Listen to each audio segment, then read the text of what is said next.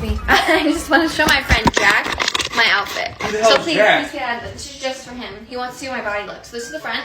Oh, dude, who the hell is Jack? Who the hell is Jack, dude? Jack, how do you like my outfit?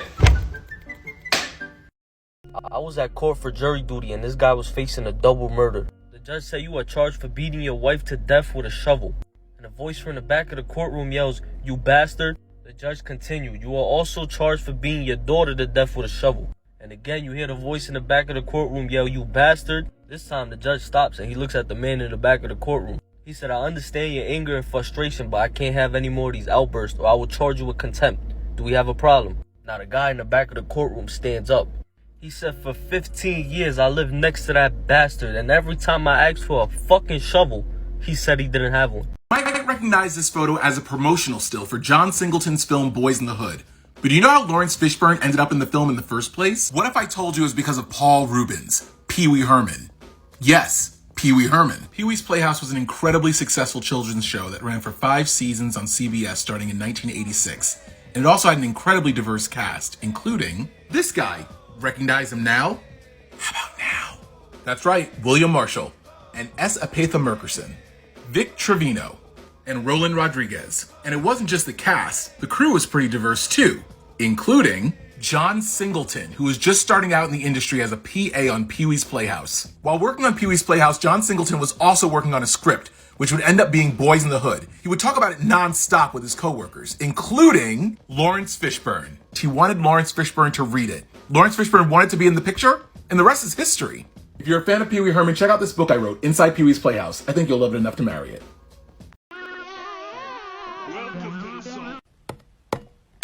I actually have a story for this. Okay, so I was with one of my female friends one time, right?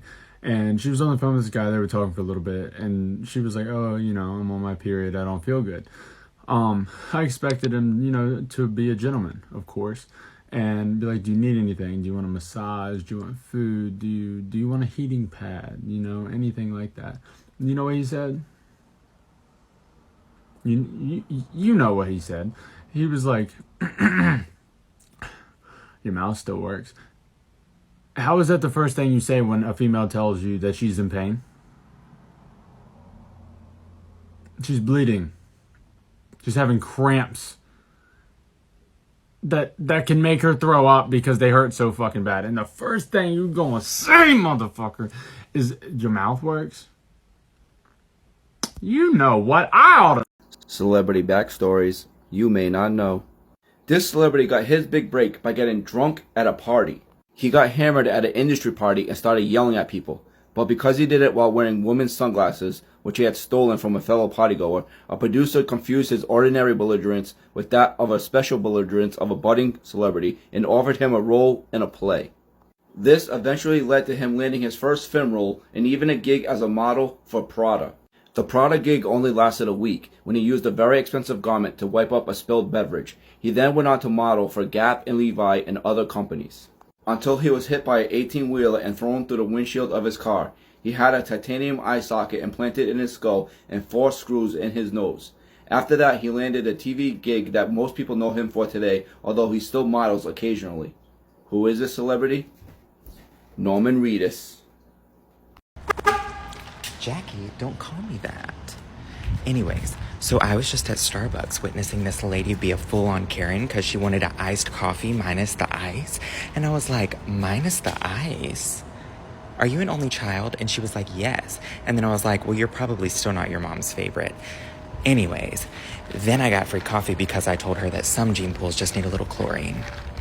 Hey, quick question. How petty am I allowed to be if it is about my food, right? Because yesterday I bought a double chocolate chip cookie with chocolate chunks, right? I saved it at the house. So after a long day of work, I can go home, get into my soft pants, right? And eat my cookie in peace. But then I go home, cookie's gone. Now I'm mad at the family, right? I'm the only one in the family that remembers the Wi-Fi password by heart. So I go to all of our devices, right? I erase the Wi-Fi history, and then I rip off the router sticker that has a Wi-Fi password. I threw it into the ether, right? I now became the key that unlocks the door, right? So I sit down in the living room, I turn the Wi-Fi off, wait for the family to all convene in the living room. They're like, hey, what happened? I'm like, what happened is things are going to get biblical if you don't tell me who ate my double chocolate chip cookie with chocolate chunks, right? My dad's like, I want to watch football. I'm like, that's awesome. We can talk about football after I get my cookie back, right? Turns out I ate the cookie a day ago and I just forgot, but still I realized how bad it can get. You know what I'm saying? A partner of over 3 years has been living with me for the past 18 months. We're in our 30s, happy, and talk about how this is it for us, relationship-wise. There's just one problem. He doesn't want to get married, and I really do. Marriage is important to me. However, after many long discussions, I realized that I love him enough to stay and take marriage off the table,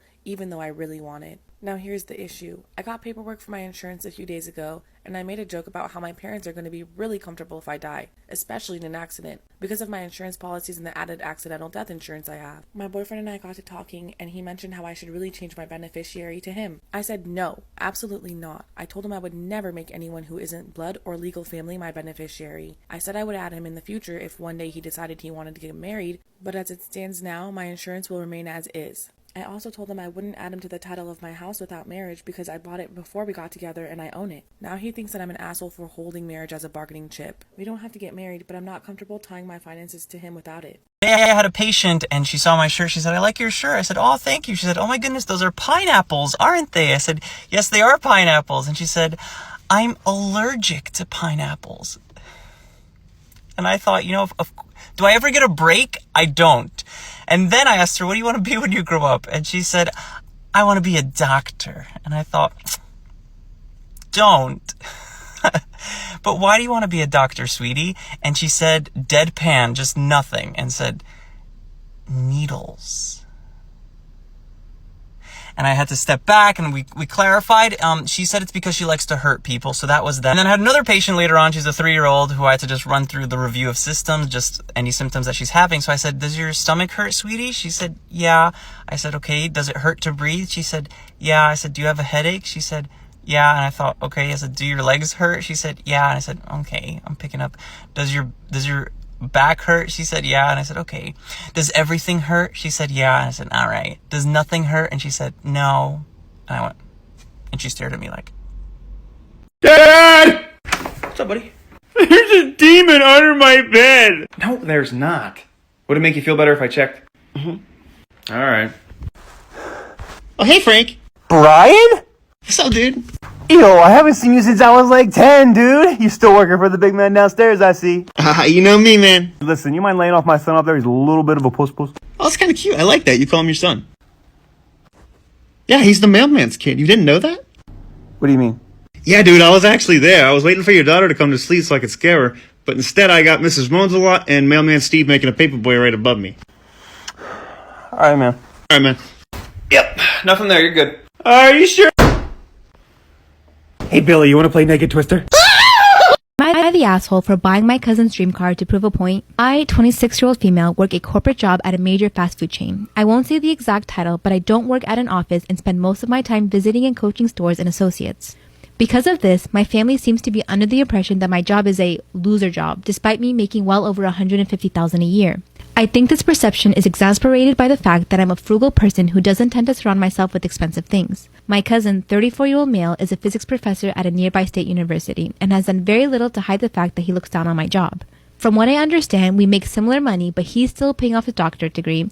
I didn't go to college. He has a much bigger house and mortgage and 2 kids. I'm child-free, meaning I have much more disposable income than him.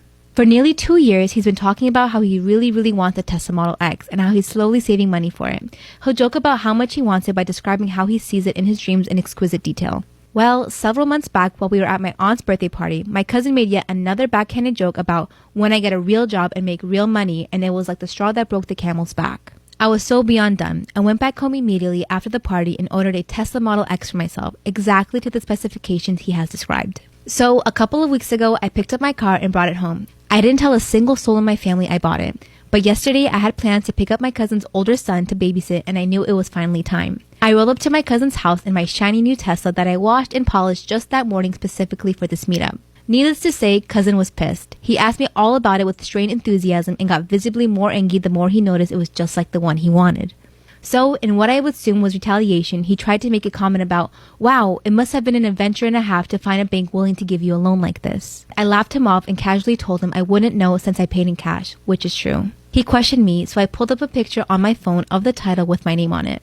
I think that was what broke him because he quickly ended the conversation and went back inside.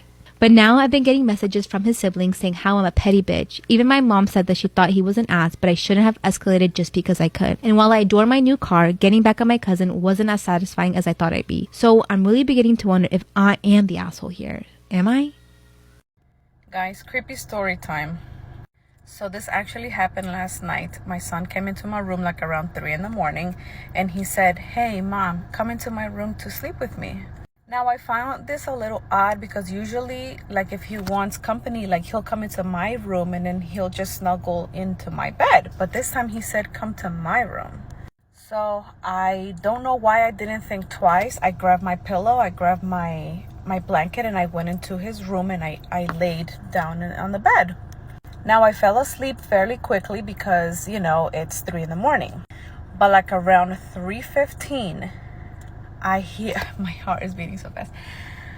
I hear this.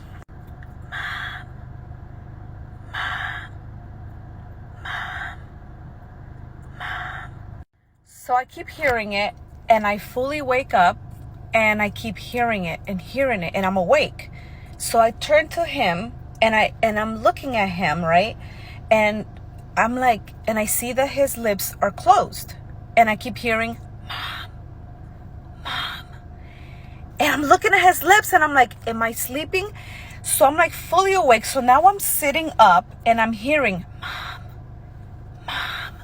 So at this point I'm freaking out because I'm fully awake. My son's lips are closed. He wakes up, he looks at me and he gives me a kiss and he goes back to sleep. And I keep hearing, "Mom." So what I did is I grabbed my phone. I did not want to turn on the light. I did not want to go look down the hallway. I didn't want to do none of that. I turn on my phone and I started playing the Bible because I have the Bible app. I clicked on it and I just started playing the Bible really loud and it stopped. Okay, it stopped. So I fall back asleep and I start hearing it again after a couple minutes. And this time I'm freaking out. So here is where everything changes, okay? And now I'm laughing because I'm like, oh my God.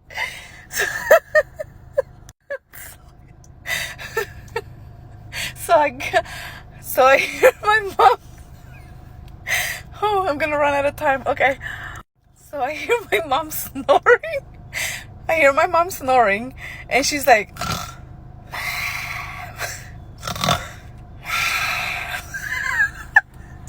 it was my mom snoring the whole time. The relief in my heart, y'all. The relief.